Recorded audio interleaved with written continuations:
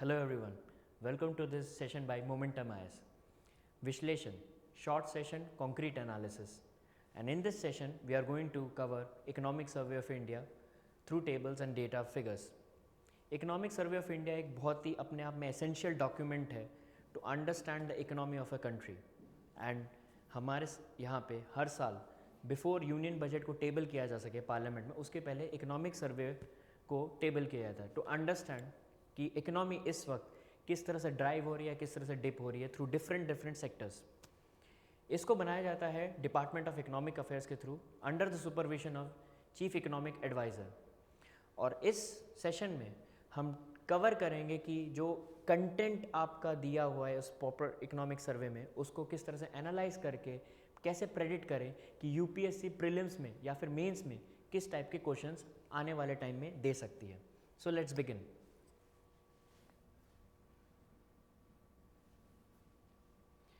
कैसे कवर करना है उस चीज़ के बारे में हम लोगों ने यहाँ पे बात किया है कि सबसे पहले हम किसी भी एक स्पेसिफिक टेबल को उस पर्टिकुलर सेशन के या उस पर्टिकुलर चैप्टर को जिसको हम उठा रहे हैं उस पर क्या किस तरह से हम उस चीज़ को कवर करने वाले हैं. There is a basic chapter की मतलब वो पहले तो हम सबसे पहले उस टेबल को देखेंगे कि उस टेबल का इंटेंट क्या है, किस चीज़ के लिए उसे लिया गया है और क्यों कवर किया जा रहा है.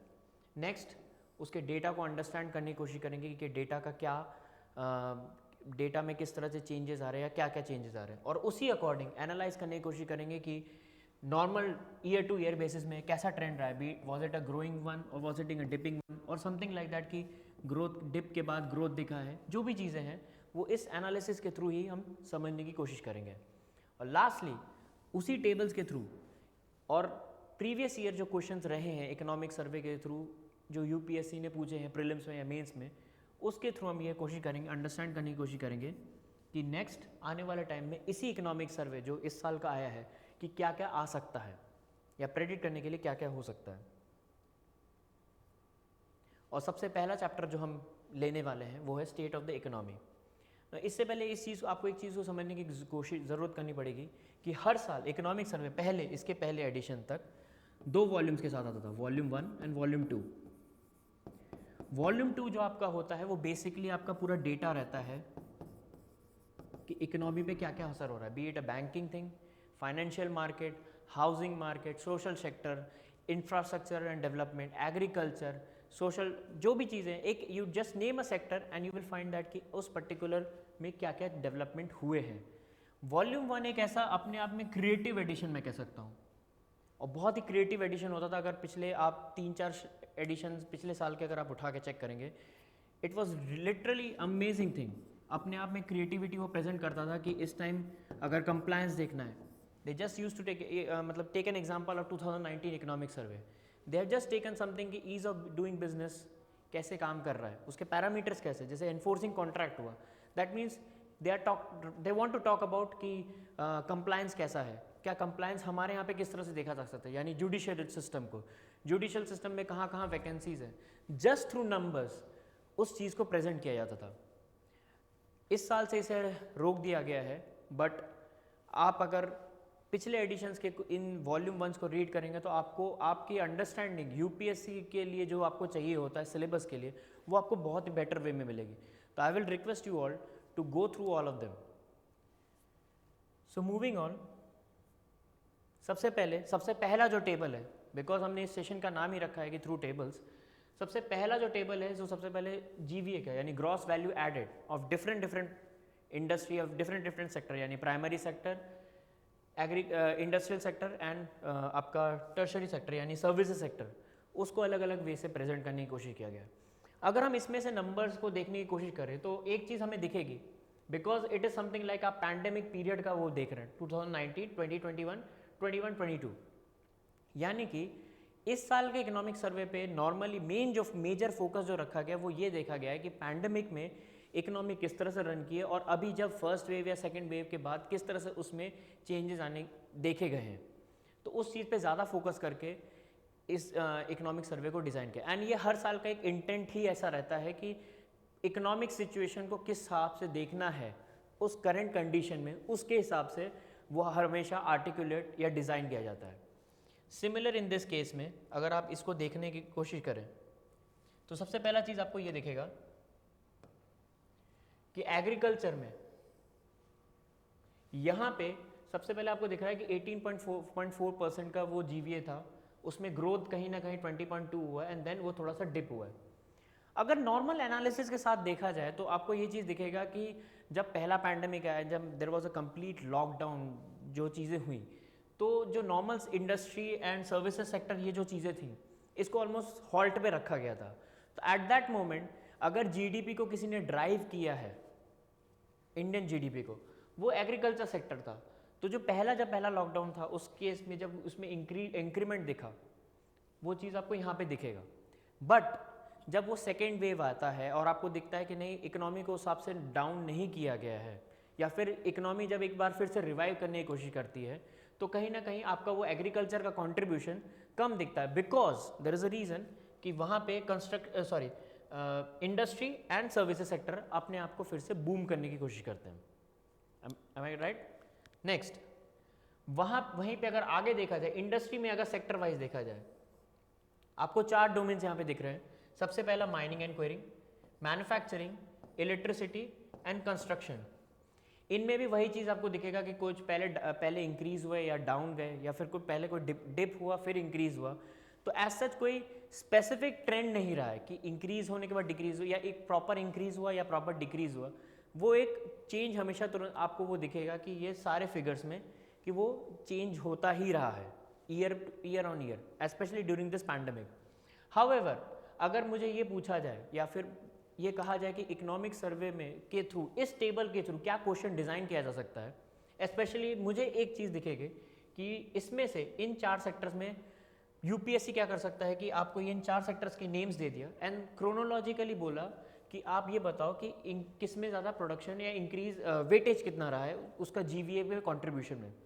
फॉर एग्जांपल इसका 2.3, 15.4, 2.5 एंड 8.0, यानी कि सबसे ज़्यादा मैन्युफैक्चरिंग का कंट्रीब्यूशन रहा है जीवीए में।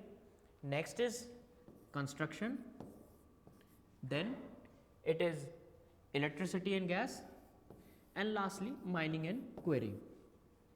इस तरह से यूपीएससी आपको एक डिलीवर कर सकता है क्वेश्चन की चारों सेक्टर्स के नाम दे दिया and they wanted to understand कि हाँ किस तरह से मूव ऑन करने की कोशिश किया जा रहा है, एनालाइज कैसे करता है स्टूडेंट।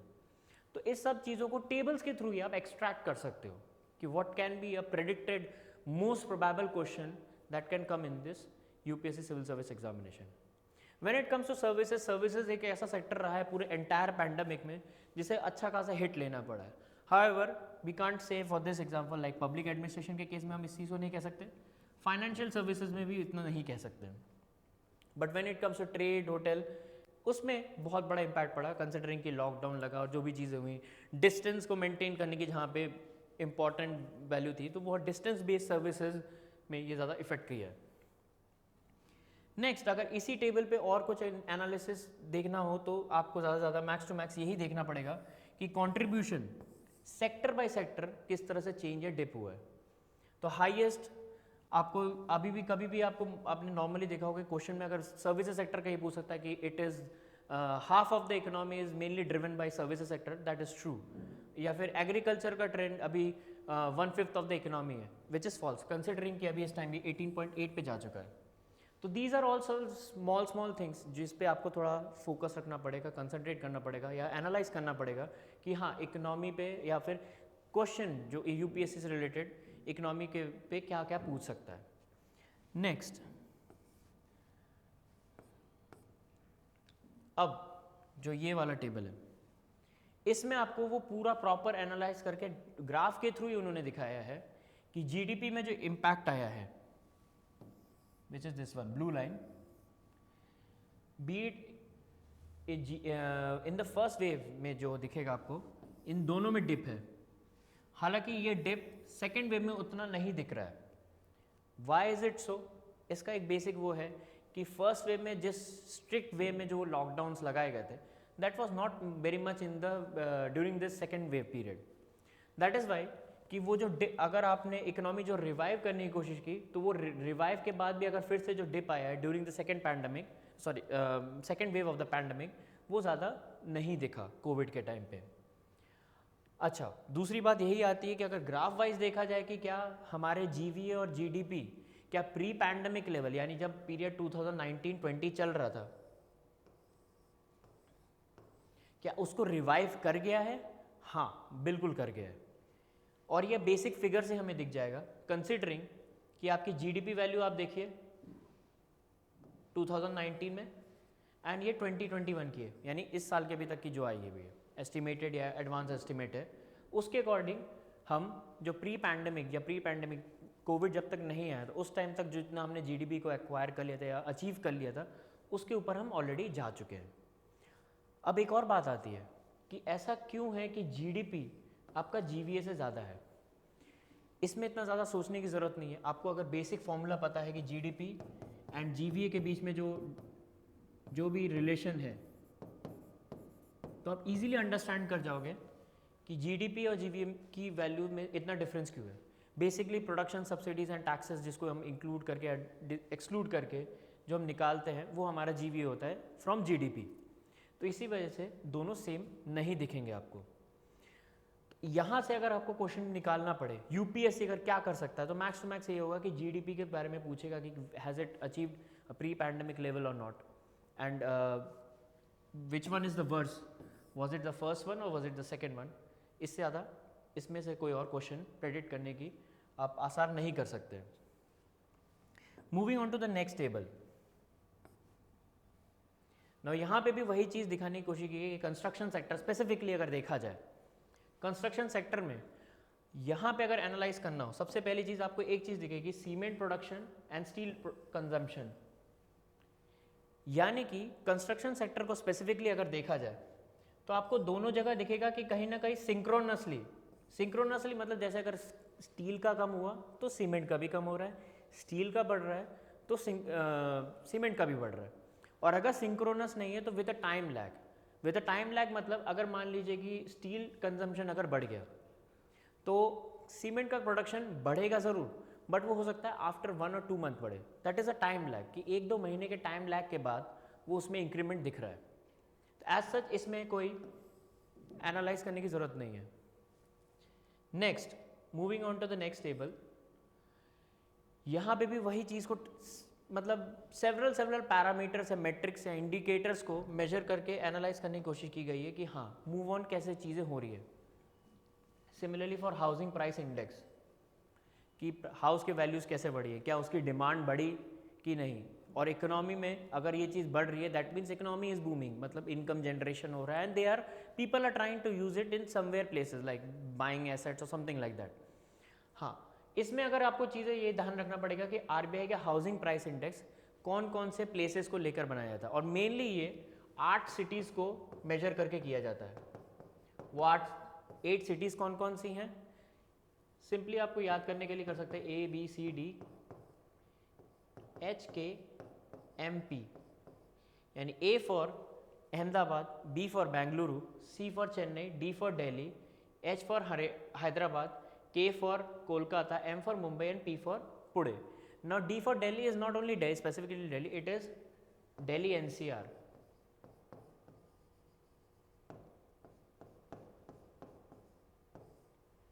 ठीक है, दिल्ली एनसीआर में भी प्रॉपर जो रीजन्स आते हैं उसके बेसिस पे हाउसिंग वैल्यूज किस तरह से चेंज हो रही हैं उसके ऊपर देखा जाएगा। Now this is RBI's housing price index. Similarly अगर आपको देखना हो तो एक नेशनल हाउसिंग बैंक का भी एक आता है,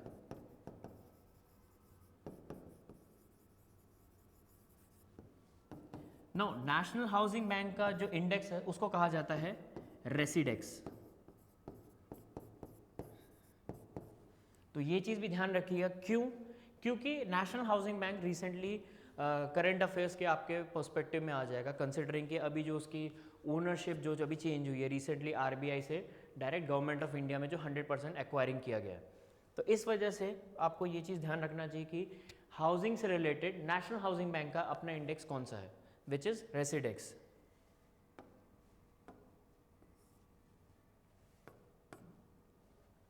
now moving on to the direct जो फॉर्मूला जो आप इकोनॉमी जीडीपी को समझने की कोशिश करते हैं वो क्या चीज़ें होती हैं।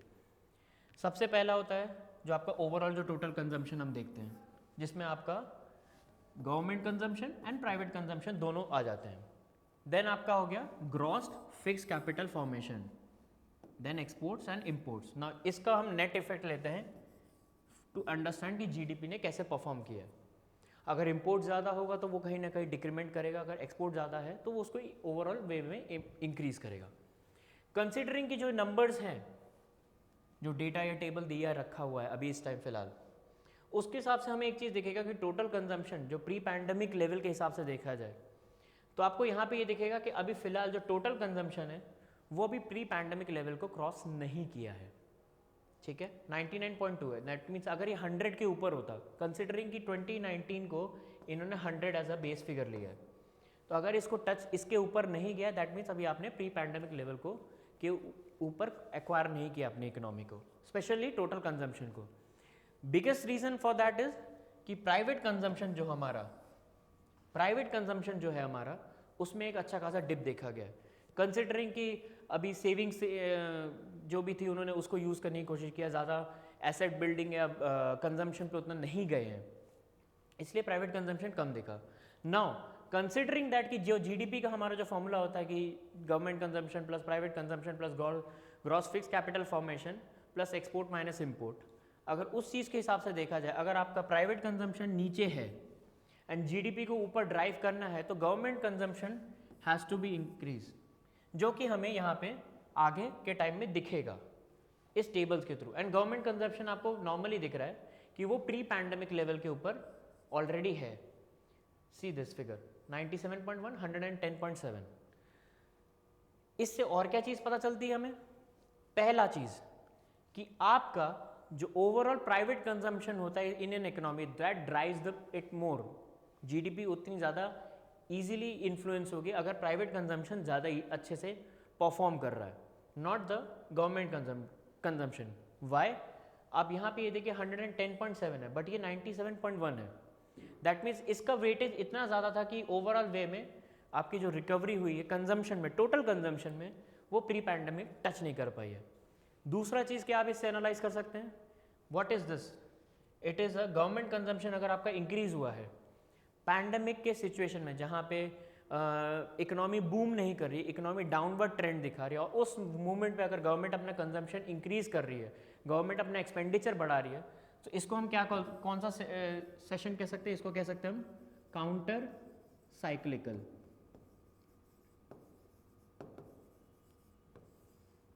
काउंटर साइक्लिकल वो सिचुएशंस होते हैं जहाँ पे अगर इकोनॉमी जिस ऑपोजिट वे में परफॉर्मेंस का इम्पैक्ट पड़ना, यानी अगर इकोनॉमी डाउन जा रही है तो गवर्नमेंट अपने एक्सपेंडिचर ज़्यादा बढ़ाएगी, अगर इकोनॉमी बूम कर रही है तो गवर्नमेंट अपने एक्सपेंडिचर्स और उस चीज़ को थोड़ा स्लो डाउन कर लेगी। प्रो साइक्लिकल इज कंप्लीटली मतलब सिंक्रोनस वे में जाना, यानी इकोनॉमी बूम कर रही है गवर्नमेंट ने भी एक्सपेंडिचर बढ़ा दिया, इकोनॉमी डाउन जा रही है गवर्नमेंट ने भी अपना एक्सपेंडिचर डाउन कर लिया। Moving to the next thing, gross fix capital formation. Gross fix capital formation भी एक दूसरी चीज़ रही जहाँ पे आपको पहले एक डाउनवर्ड ट्रेंड दिखता है एंड देन वो किसी तरह उस चीज़ को रिकवर किया गया। नाउ अगेन दिस थिंग कि ग्रॉस कैपिटल फॉर्मेशन में आपको क्या पता था कि एसेट बिल्डिंग ज़्यादा नहीं हुई है। अगर एसेट बिल्डिंग ज़्यादा नहीं हुई है बट स्टिल इसमें रिकवरी हुई है, दैट मीन्स गवर्नमेंट ने अपने कंजम्पशन में जो इंक्रीज़ किया, एक्सपेंडिचर को बढ़ाया है, उससे इंफ्रास्ट्रक्चर डेवलपमेंट में इम्पैक्ट आया है, और इंफ्रास्ट्रक्चर अगर डेवलपमेंट हुआ है दैट मीन्स आप एसेट फॉर्मेशन में कहीं ना कहीं वे आउट निकाल रहे हो। Next, export and import. No considering कि पैंडमिक था, ट्रेड उतना ज़्यादा नहीं था एंड उस टाइम पे हमें पहली बार बहुत टाइम बाद हमने देखा कि हमारा जो करंट अकाउंट जो था वो सरप्लस में गया, it was not in deficit. That means कि आपका इंपोर्ट आपने इस तरह से इतना नीचे ले आए थे और एक्सपोर्ट आपने उस वे में हैंडल करके रखा था, बिकॉज आप उस टाइम देखेंगे उस टाइम के न्यूज़ को, इंडिया ने उस टाइम मेडिकल जो प्रोडक्ट्स है या मेडिकल ड्रग्स है जो बाहर के कंट्रीज़ में नीड थी, इंडिया ने उसे एक्सपोर्ट किया था, जबकि इंपोर्ट एज सच उतना नहीं था, कंसिडरिंग की कंजम्पशन उतना नहीं था उस टाइम इकोनॉमी पे। गोल्ड हो गया या oil because transportation move on नहीं कर रही थी, तो ऑयल का भी इंपोर्ट ज़्यादा नहीं था, ऑयल एंड एनर्जी का, तो उस वजह से हमें दिखेगा कि इंपोर्ट आपका डाउन दिखेगा। यहाँ पे भी -0.8 है, -13.6, यानी एक बहुत बड़ा इंक्रीमेंट था कंसिडरिंग कि ओवरऑल में तब तक फर्स्ट वेव था और पैंडेमिक की वजह से स्ट्रिक्ट लॉकडाउन थे। हालांकि ये फिर आपको इंक्रीमेंट होता हुआ दिखेगा, कंसिडरिंग कि सेकेंड वेव में आपका ओवरऑल वे में जो चीज़ें हुई हैं वो एक मूव ऑन कभी कहीं ना कहीं कर गई, दो it was a lockdown and it's not a stricter lockdown in the second wave.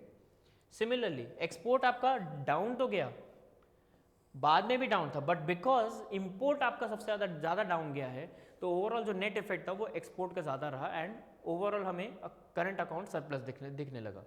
Similarly वहाँ पे ये चीज़ जो इंक्रीमेंट हुआ है वो आफ्टर सेकेंड वेव के आसपास दिखा है। तो दैट मीन्स अगर हमें ओवरऑल वे में कहना पड़े कि अमंग एक्सपोर्ट एंड इम्पोर्ट, जो हम एनालिसिस करके हम यहाँ से इस टेबल के थ्रू निकाल सकते हैं, among export and import it is the import that has recovered the most after the pre-pandemic level, considering it is 111.8, this is 111.1. now एक और चीज़ अगर एनालिसिस करके निकालना पड़े तो आपको इसमें से ये आप देख सकते हैं कि ओवरऑल वे में सबसे ज़्यादा भी इन जितने सेक्टर्स के बारे में हम बात कर रहे हैं टू अंडरस्टैंड या इवेल्युएट अवर जीडीपी, हमें वो इम्पोर्ट में दिखेगा। So these are some basic type of analysis जिससे आप अंडरस्टैंड कर सकते हैं कि क्या क्या मोस्ट प्रोबेबल क्वेश्चंस डराइव होके आने वाले हैं आपके अपकमिंग एग्जाम्स में। और ये इसी के थ्रू ही आप देख पाएंगे कि आपसे नॉर्मल पूछ लेगा कि it was a private consumption which got dip down and government consumption increase, और स्टेटमेंट इंटरचेंज करके आपसे पूछ लिया, या फिर आपसे पूछ लिया कि ओवरऑल वे में भले government consumption was a huge and above the pre pandemic level, still the economy has not achieve the total consumption to that of pre pandemic level. तो इस टाइप के क्वेश्चंस थ्रू जस्ट एनालिसिस आप design करके derive करके निकाल सकते हैं कि आगे क्या क्वेश्चंस आ सकते हैं।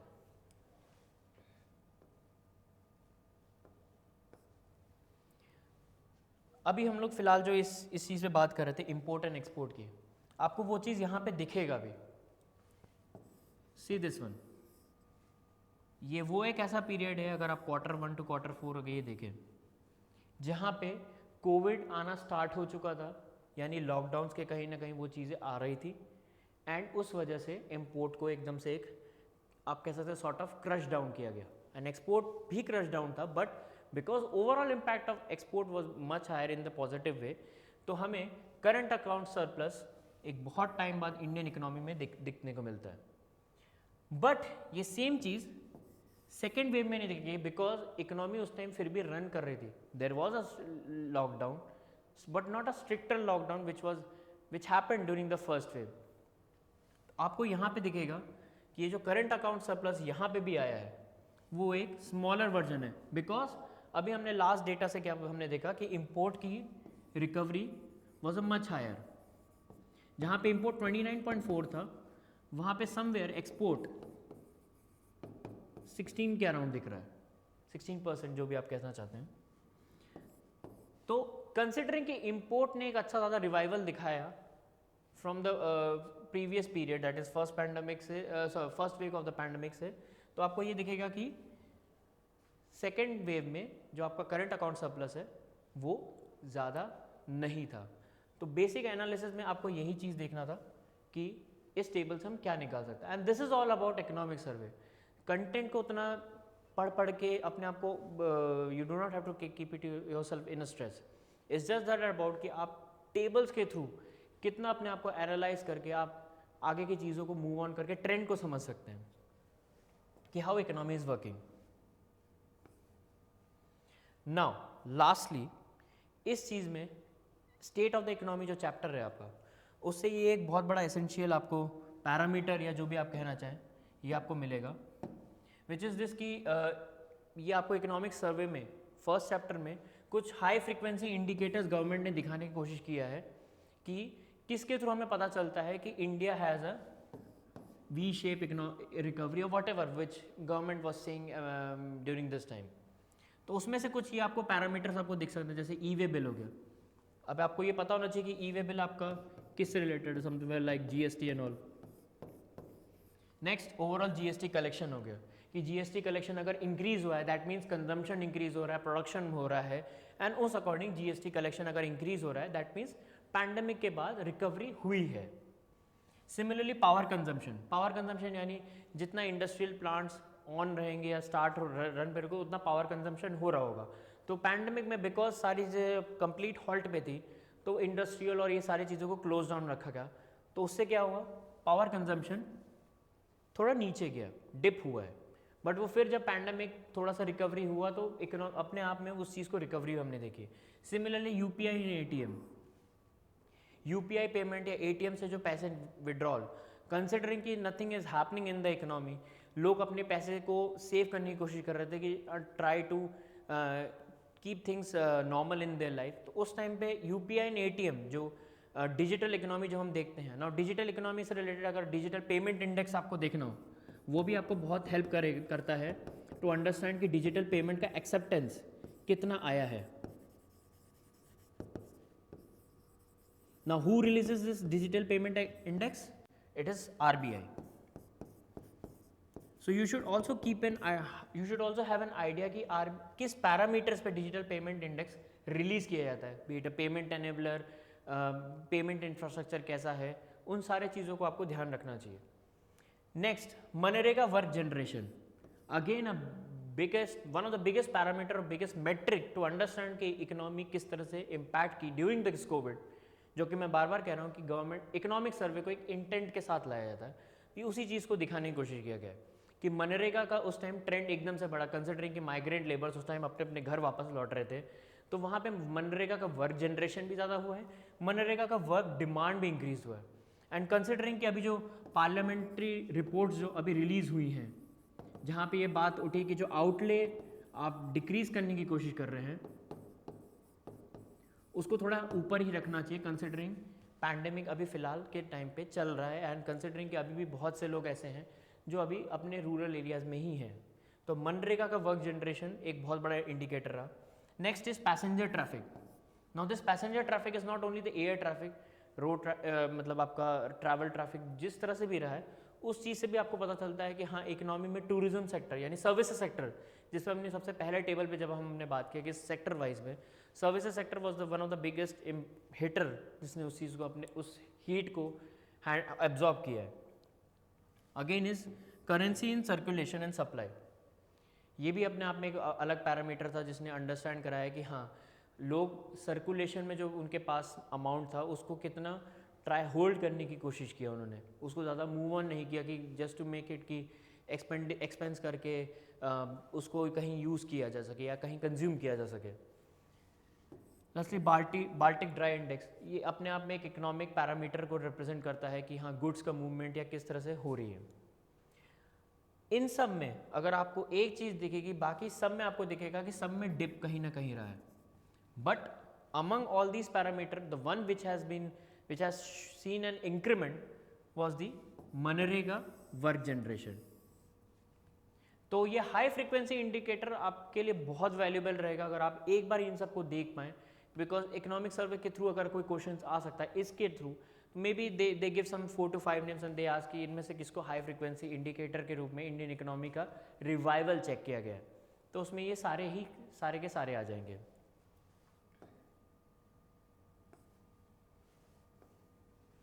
नाउ नेक्स्ट इज कि अगर इसमें और जो भी क्वेश्चन हमें समझना हो कि और कौन से क्वेश्चन आ सकते हैं, सबसे पहले तो इन्हीं चीज़ों के बारे में कि जो मैंने कहा एनालिसिस, और एनालिसिस के बेसिस में जो आपको प्रोबेबल क्वेश्चंस मिले हैं वो।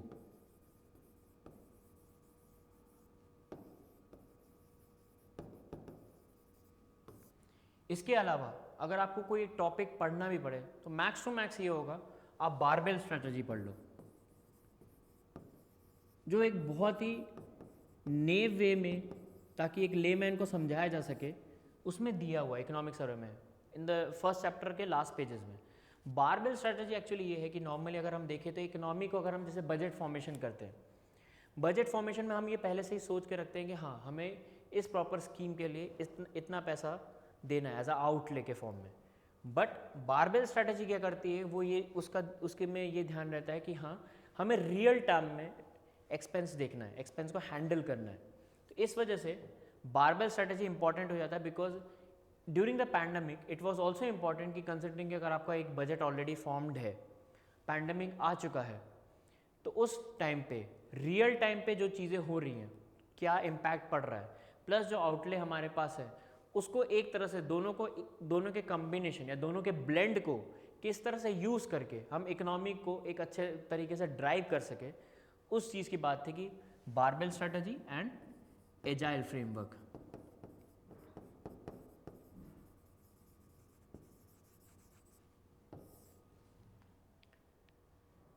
So this is what is all about economic survey of this session. We will be happy कि if you come for the next session and see कि हम आगे के sessions में किस तरह से same way में जिस तरह से हमने आज यहाँ पे analyze किया, आगे के session में किस तरह से analyze करके आपको वो most probable questions deliver कर सके. So thank you so much, and for more updates, for attempting more quizzes and test series, you can go to our website www.momentumIAS.com.